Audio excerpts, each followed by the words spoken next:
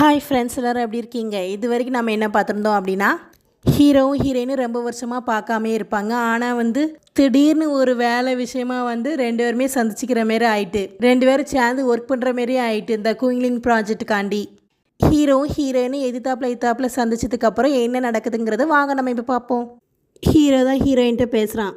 ரொம்ப நாள் ஆச்சு உன்னை பார்த்தேன் அப்படின்னு சொல்லி ஹீரோயின் பேரை சொன்னோன்னே ஹீரோயின் சொல்கிறா, இது என் பேர் இல்லை, என் பேர் ஆனி தான், நீங்கள் என்ன ஆனினே கூப்பிடுங்க, மிஸ்டர் வாங்க அப்படின்னு சொல்லிடுறா.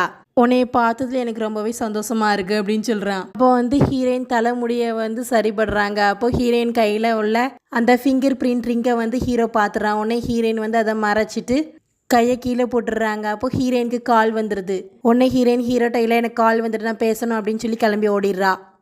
ஹீரோ ஆனால் நின்று ஹீரோயினையே தான் பார்த்துட்டு இருக்கான். ஹீரோயின் தள்ளி போய் பேசுகிறா. வேறு யாரும் இல்லை, ஜிங்வென் தான். ஜிங்வென் பாட்டில் பேசியிருக்கேன். நான் உன்ட்ட அன்னைக்கே சொல்லியிருந்தோம்ல, ஒரு ஷூ எனக்கு ரொம்பவே பிடிச்சிருக்கு, நான் அதை வாங்கிட்டேன், நான் உனக்கும் ஒன்று வேங்கட்டா அப்படின்னு சொல்லி கேட்டுட்ருக்கா. உடனே ஹீரோயின் சொல்கிறா, நீ இப்போ ஷூவை பற்றி பேசுகிறதா நிறுத்து, நான் உன்ட்ட முக்கியமாக பேசணும் அப்படின்னோடனே என்ன அப்படின்னு கேட்டோன்னே நான் ஹீரோவை மீட் பண்ணேன் அப்படின்னு சொல்கிறா. எங்கப்பா எப்படிப்பா அப்படின்னு சொல்லி ஆர்வமாக கேட்கா.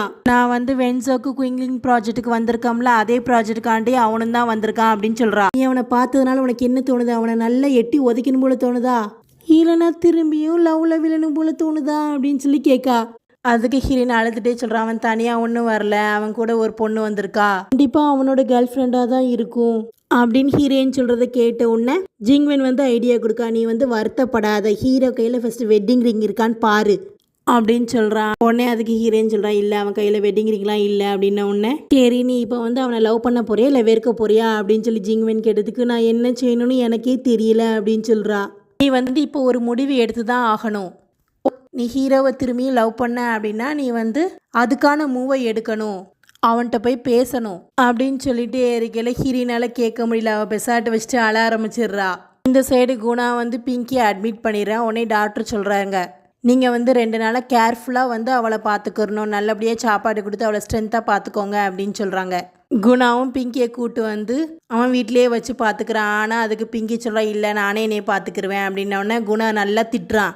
நீ ஒவ்வொருத்தரையாக பார்க்க பணக்காரனாக இருக்கான்னு பார்க்க, ஆனால் உன்னை நல்லா பார்த்துக்கிறானுங்களா? ஒருத்தனும் உன்னை நல்லா பார்த்துக்கிற மாட்டாங்க, பாரு நீ எந்த நிலைமையில் இருக்க அப்படின்ன உடனே நானும் என்னை எவனாவது ஒருத்தன் நல்லா பார்த்துக்கிருவானுங்களான்னு தான் பார்க்க, ஒருத்தனும் பார்க்க மாட்டேங்கிறானுங்க, எப்படியாவது எனக்கு நல்லா பார்த்துக்கிற ஒருத்தன் கிடைக்கணும் அப்படின்னு சொல்லிட்டு இருக்கா. இந்த சைடு ஹோட்டலில் தான் காமிக்காங்க. ஹீரோ மிஸ்ஸஸ் ஜாங் கூட பேசிகிட்டு இருக்கான். என்னாச்சு நம்ம கம்பெனியில் டிரான்ஸ்லேட்டர்லாம் ஒருத்தரையும் காணுமே அப்படின்ன உடனே எல்லா ஒர்க்கர்ஸையும் உங்கள் பிரதர் தான் வேலையை விட்டு நிற்கிட்டாங்க, ஆனால் பிங்கி மட்டும்தான் இருக்கா அப்படின்ன உடனே ஆனால் டிரான்ஸ்லேட்டிங் ஒர்க் நிறையா இருக்கே அப்படின்னு சொல்லி ஹீரோ கேட்கான். ஆமாம், டிரான்ஸ்லேட்டிங் ஒர்க்குக்காண்டி தான் உங்கள் பிரதர் குணா கூட டைப் வச்சுருக்காரு அப்படின்னு சொல்கிறாங்க. உடனே ஹீரோயினை பற்றி தான் கேட்கான். ஹீரோயின் டெம்பரவரியாக தான் ஒர்க் பண்ணுறாளா அப்படின்னோடனே இல்லை அப்படின்னு சொல்லி பேசிகிட்டு இருக்கையில் ஹீரோயின் 2 பேருக்கு நடுவில் சாப்பிட்றதுக்கு எதையோ எடுத்துகிட்டு போகிறா. ஹீரோ தான் கேட்கான், ஹீரோயினோட லெவல் எப்படி அப்படின்னோடனே அவள் சூப்பராகவே செய்வா, ஆனால் அவளுக்கு சில பேட் ஹேபிட்ஸ் மட்டும் இருக்குது அப்படின்னோடனே என்னதுன்னு கேட்டவுடனே அவள் ட்ரிங்க்ஸ்க்கெலாம் அடிமையாயிட்டா, சில ப்ராப்ளத்தினால அவள் தூக்கமும் அவ்வளோ தூங்குறது இல்லைன்னு சொல்லி கேள்விப்பட்டேன், எப்போதுமே அவள் கையில் ஒரு பாட்டில் ஃபுல்லாகவே ட்ரிங்க்ஸ் இருக்கும், அது குடிச்சிட்டே தான் ஒர்க் பண்ணுவான், ஆனால் ஒர்க்கெல்லாம் கரெக்டாக முடிச்சிருவான், அதனால் யாருமே ஒன்றும் சொல்கிறதில்ல, ஏன் உங்கள் பிரதர் கூட ஒன்றுமே சொல்கிறதில்ல, கண்டுக்கிறவே மாட்டார், அவருக்கு ஒர்க்கு கிளியராக முடிக்கிறதுனால விட்டுறாரு. உடனே மிஸ்ஸஸ் ஜாங் ஹீரோவை பார்த்து கேட்கான், நீங்கள் ஏன் சாங்காயிலே ஒர்க் பண்ணக்கூடாது அப்படின்ன ஒன்று இல்லை, நான் கொஞ்ச நாளுக்காண்டி தான் வந்திருக்கேன், சில ஃப்ரெண்ட்ஸை பார்க்க வேண்டியது இருந்துச்சு, அதுக்காண்டி தான் வந்தேன் அப்படின்னு சொல்லி ஹீரோயினை பார்த்துட்டே சொல்கிறான்.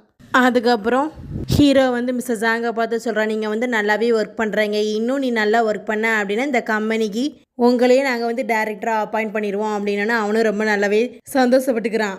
ஹீரோ ஹீரோயின் குடிக்கிறதையே தான் பார்த்துட்டு இருக்கான். ஹீரோயினும் அவளோட ரூமுக்கு வந்துட்டுருக்கையில் ஹீரோ ஆல்ரெடி ரூமுக்கு வெளியில் தான் வெயிட் பண்ணிகிட்டு இருக்கான். ஹீரோயின் அசால்ட்டாக ஒரு பாட்டிலை வச்சுட்டு வந்துட்டுருக்கா.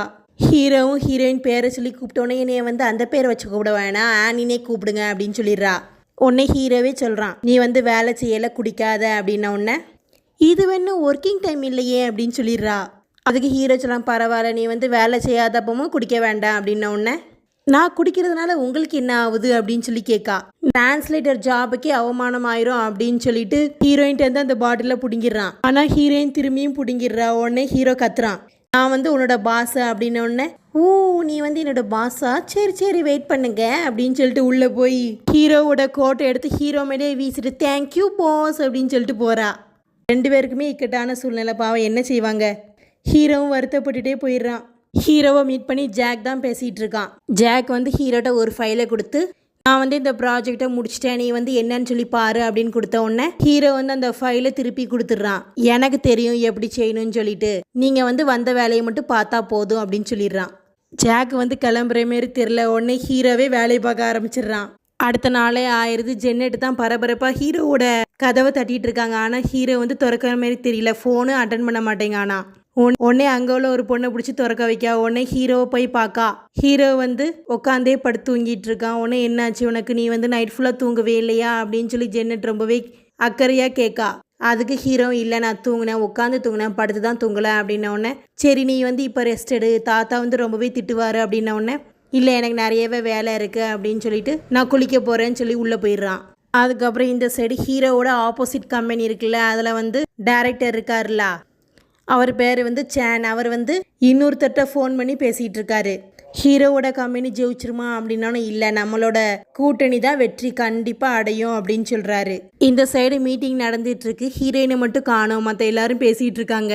மிஸ்ஸஸ் ஜாங் தான் கேட்க, என்னாச்சு ஹீரோயினை காணுமே அப்படின்ன உடனே ஜென்ன சொல்கிறா, அவளுக்கு உடம்பு சரியில்லை, அதனால வந்து அவள் ரெஸ்ட் எடுத்துகிட்டு இருப்பாளோ என்னமோ அப்படின்ன உடனே, நான் தான் எல்லாத்தையுமே நேற்றுக்கு 8 மணிக்கு வர சொன்னேனே, அவள் என்ன தான் செய்கிறாளோ அப்படின்னு சொல்லி ஹீரோயினை பிடிச்சி திட்டுறான். ஹீரோயினை எழுப்பி கூட்டு வர ஒரு ஆளையும் அனுப்பியிருக்கான். அவனை வந்து ஹீரோயின் எழுப்பினானே, ஹீரோயின் எஞ்சி வந்து என்னன்னு கேட்டேன்னா, உங்களுக்கு தெரியாதா டெய்லி மீட்டிங் 8 மணிக்கு ஆரம்பிக்கும் அப்படின்னாலும், இல்லை எனக்கு தெரியாதே அப்படின்னு சொல்லி ஹீரோயின் சொல்கிறா. நேற்று தான் மிஸ்ஸஸ் சாங் சொன்னார், நீங்கள் வந்து கேட்கலையா அப்படின்னா, இல்லை நான் பார்ட்டிக்கு லேட்டாக தான் வந்தேன் அப்படின்னு சொல்லி ஹீரோயின் சொல்கிறா. சரி இதேமாரி நாளையிலேருந்து நீங்கள் செய்யாதீங்க, கரெக்டாக டைமுக்கு வந்துடுங்க அப்படின்னா ஹீரோயினும் சரின்னு சொல்லிடுறா. அதேமாரி மிஸ்ஸஸ் ஜாங் வந்து உங்களுக்கு வந்து ஒரு வேலை கொடுத்துருக்காரு. இந்த வென்சோ சிட்டியோட வரலாறையும் கல்ச்சரையும் நீங்கள் வந்து ரிசர்ச் பண்ணி இன்ஃபர்மேஷன் எடுத்துகிட்டு வாங்க அப்படின்னு சொல்லி சொல்கிறான். ஹீரோனும் சரி நான் போய் லைப்ரரியில் போய் எடுத்துகிட்டு வந்துடுறேன் அப்படின்னு சொல்லிடுறா. இந்த சைடு ஆப்போசிட் கம்பெனியில் உள்ளவங்களாம் மீட்டிங் போட்டு பேசிகிட்டு இருக்காங்க. ஹீரோ வேற திரும்பி வந்துட்டான். 2 வாரத்துக்குள்ளே ஹீரோவால் செய்ய முடியுமா முடியாதான்னு சொல்லி தான் பேசிகிட்டு இருக்காங்க. சில பேர் சொல்கிறாங்க ஹீரோ வந்து 4 வருஷத்துக்கு அடுத்து இப்போ தான் வர்றான், அவனால் செய்ய முடியாதுன்னு சொல்கிறாங்க. ஆனால் சில பேர் சொல்கிறாங்க இப்போ வந்த உடனே அவன் வந்து பெஸ்ட்டு அவார்டு வேறு வாங்கிட்டான், அவனால் முடியும்னு சொல்லி பேசிகிட்டு இருக்காங்க. கவர்மெண்ட் வந்து நம்ம ப்ராஜெக்டை எடுப்பாங்களா ஹீரோவோட ப்ராஜெக்டை எடுப்பாங்களா அப்படின்னு சொல்லி தான் பேசிகிட்டு இருக்கானுங்க. ஹீரோயின் வந்து டாக்ஸிக்காண்டி வெயிட் பண்ணிட்டு இருந்தோன்னே மிஸ்ஸஸ் ஜாங்கும் ஹீரோவும் வந்தோடனே மிஸ்ஸஸ் ஜாங் வந்து நீ ஏன் கூட வரையா அப்படின்னு கேட்டவுடனே ஹீரோயின் வந்து ஹீரோவை பார்த்துட்டு இல்லை நான் டாக்ஸி பிடிச்சே போய்க்கிறேன் அப்படின்னு சொல்லிட்டு கிளம்பிடுறா. ஆனால் ஹீரோ தான் ரொம்பவே ஹீரோயினை பார்த்து ரசிச்சிட்டு இருக்கான். ஹீரோயின் போய் லைப்ரரியில் புக்கெல்லாம் எடுத்துடுறாங்க. அப்போ வந்து ஆப்போசிட் கம்பெனியில் ஒரு அசிஸ்டன்ட் இருந்தாமல, அவனும் வந்து ஹீரோயின் என்ன செய்கிறாங்கன்னு சொல்லி நோட் பண்ணிகிட்டே இருக்கான். அவனும் ஹீரோயின் எடுத்த மாதிரி 2 புக்கு எடுத்துகிட்டு போகிறான். ஹீரோயின் ரூமுக்கு வந்து படிக்கலான்னு சொல்லி உட்காடுறாங்க. அதுக்குள்ளேயும் மிஸ்ஸஸ் ஜாங் வந்து ஃபோன் பண்ணிடுறாரு. இந்த மாதிரி ஹீரோ வந்து ஸ்பாட்டுக்கு போகிறாரு, நீனும் அவர் கூட போய் அவருக்கு எக்ஸ்பிளைன் பண்ணனா நல்லாயிருக்கும் அப்படின்னு சொன்ன உடனே ஹீரோயினும் சரின்னு சொல்லி வேறு வழி இல்லாமல் சொல்லிடுறாங்க. ஹீரோவே வந்து உன்னை பிக்கப் பண்ணிக்கிடுவான் அப்படின்னு சொன்ன உடனே ஹீரோயின் சரின்னு சொல்லிடுறா. ஹீரோவும் ஹீரோயினும் காரில் போயிட்டுருக்காங்க. ஹீரோ தான் சொல்கிறேன் இன்னைக்கு வெதர் நல்லா இருக்குல்ல அப்படின்ன உடனே ஹீரோயின் பேசாட்டு இருக்கா. திரும்பியும் ஹீரோவே கேட்கா நீ வந்து சாப்பிட்டியா அப்படின்ன உடனே அதுக்கும் அமைதியாக இருந்த உடனே ஹீரோவே சொல்கிறான் ஏதாவது பேசினா என்ன அப்படின்னு கேட்கான். நான் என்ன பேசணும்னு நீ ஆசைப்படுற, உன்னை பார்த்தோன்னா நான் ரொம்பவே சந்தோஷப்படுறேன்னு சொல்லணும்னு நினைக்கியா அப்படின்னு சொல்லி ஹீரோயின் சொன்னோன்னே நான் வந்து அதை கேட்கணும்னு ஆசைப்படலை. அப்புறம் நீ எதை கேட்கணும்னு ஆசைப்படுற அப்படின்னு சொல்லி ஹீரோயினே கேட்கா. உன்னை பற்றி ஏதாவது சொல்லி இவ்வளோ வருஷத்தில் நீ என்ன செஞ்சேன்னு சொல்லு அப்படின்னு சொல்லி கேட்ட உடனே உனக்கு தெரியாதது ஏதாவது இருக்கா, நான் தான் டெய்லி என் வாழ்க்கையில் என்ன நடந்துச்சுன்னு சொல்லி உனக்கு தான் இமெயில் அனுப்புவானே, அந்த இமெயிலெல்லாம் நீ வந்து பார்க்கவே இல்லைண்ணே அப்படின்னு சொல்லி கேட்கா.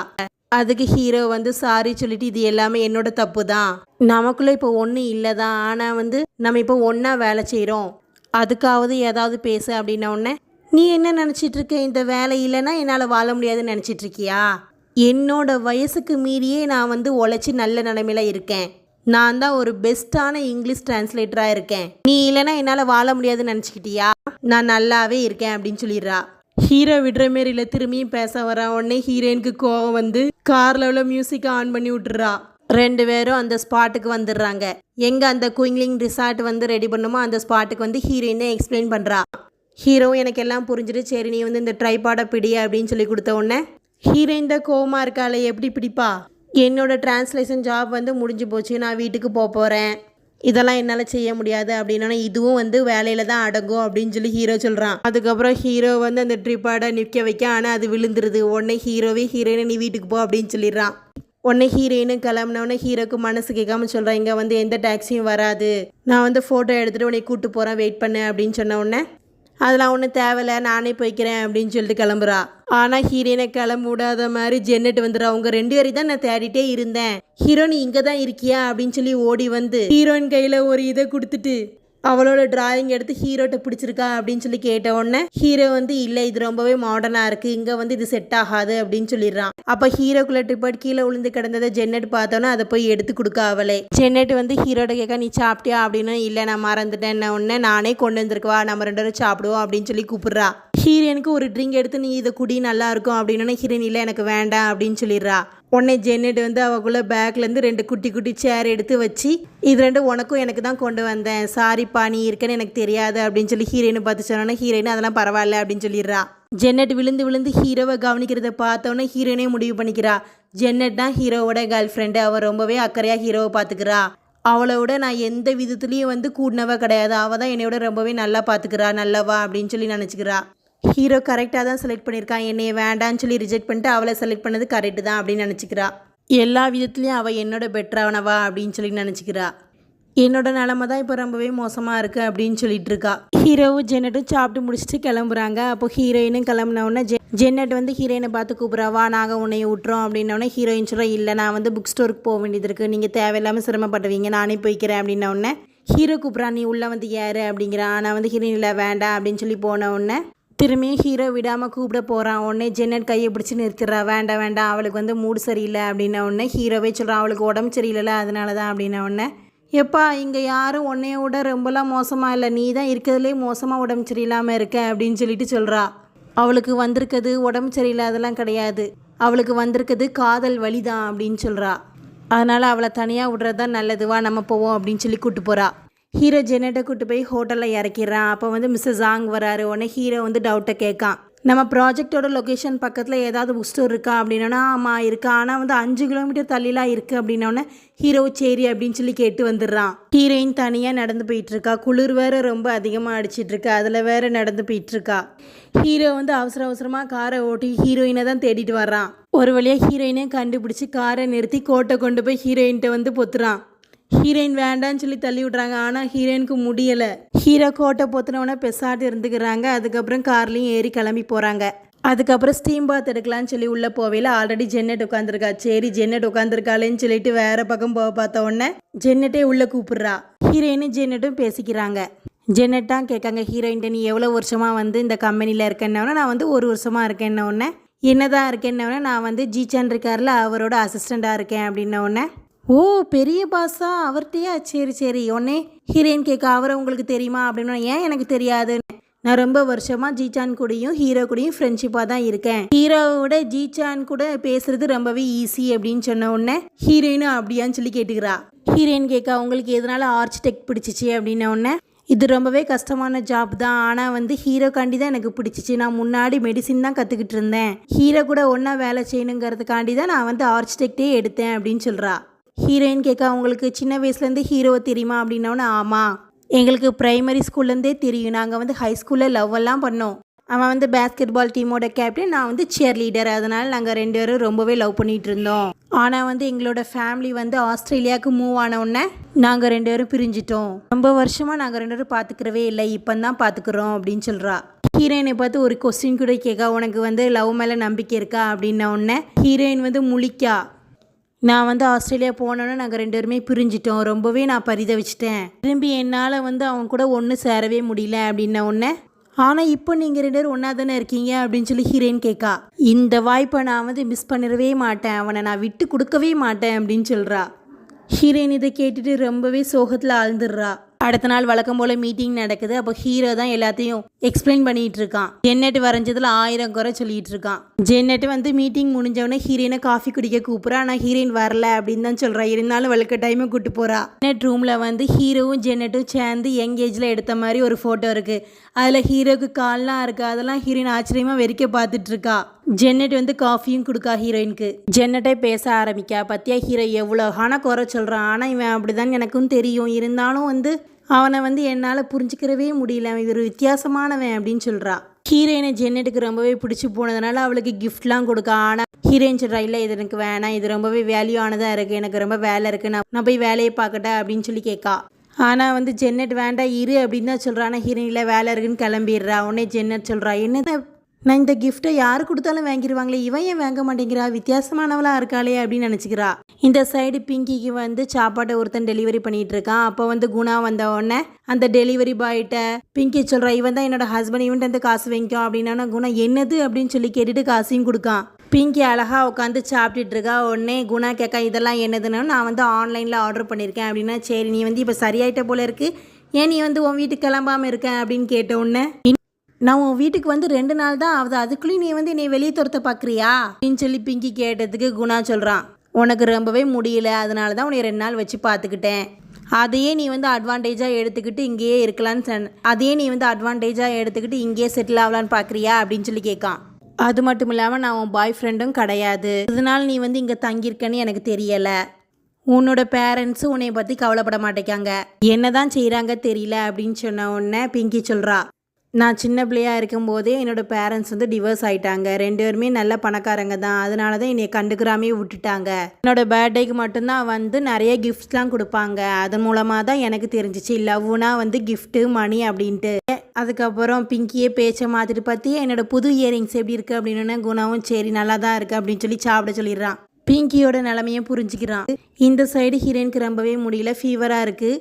அப்போ வந்து ஜிங்வன் ஃபோன் பண்ணோன்னா இந்த மாதிரி எனக்கு ரொம்பவே ஃபீவராக இருக்குது அப்படின்னு சொல்லி ஹீரோயின் சொல்கிறா. நீ மாத்திரையெல்லாம் போட்டையா இல்லையா அப்படின்னு சொல்லி அவளும் கேட்கா. நான் ஒரு மாத்திரைக்கு 2ஆவே போட்டுட்டேன், அப்போ தான் எனக்கு சரியாகும் அப்படின்னு சொல்கிறா. உடனே ஜிங்வன் கேட்க, உனக்கும் ஹீரோக்கும் ஏதாவது நடந்துச்சா அப்படின்ன உடனே அதெல்லாம் ஒன்றும் நடக்கலை, ஹீரோ கூட வந்திருக்க பொண்ணு யார் அப்படின்ன உடனே அவள் பேர் ஜென்னட்டு, அவங்க 2 பேரும் சின்ன பிள்ளைலேருந்து ஃப்ரெண்ட்ஸாம், ஹை ஸ்கூலில் 2 பேரும் லவ் வேறு பண்ணியிருக்காங்க, அதுக்கப்புறம் 2 பேரும் பிரிய வேறு செஞ்சுட்டாங்களாம், இப்போ திரும்பியும் ஒன்று சேர்ந்துட்டாங்க அப்படின்னு சொல்லி என்கிட்ட சொன்னேன் அப்படின்னு சொல்லி ஹீரோயின் சொல்கிறா. அது மட்டும் இல்லாமல் ஜென்னட் வந்து ஹீரோவையும் நல்லா பார்த்துக்கிறா, என்கிட்டையும் நல்லா நடந்துக்கிறா. இப்போ எனக்கே புரிஞ்சுட்டா அவங்க 2 பேர் தான் நல்ல ஜோடி. அப்படின்னா நீ நம்பிக்கையை இழந்துட்டியா அப்படின்னு சொல்லி ஜிங்குவன்னு கேட்கா. எனக்கு ரொம்பவே வருத்தமாக இருக்குது, என்ன செய்ய சொல்கிறேன் அப்படின்ன உடனே, நீ எல்லாத்தையும் என்கிட்ட விட்டுறேன், நான் பார்த்துக்கிறேன் அப்படின்னோடனே, ஏமா எதையும் தப்பா செஞ்சு வச்சுறாதா அப்படின்னோடனே, நீ வெயிட் பண்ணி மட்டும் பாரு அப்படின்னு சொல்கிறா. அடுத்து என்ன நடக்குதுங்கிறத நம்ம நெக்ஸ்ட் பார்ட்டில் பார்ப்போம். இந்த வீடியோ உங்களுக்கு பிடிச்சிருந்துச்சுன்னா மறக்காமல் நம்ம RR Dramas சேனலை லைக் பண்ணுங்கள், ஷேர் பண்ணுங்கள், சப்ஸ்கிரைப் பண்ணுங்கள், மறக்காமல் கமெண்ட் பண்ணுங்கள். தேங்க்யூ.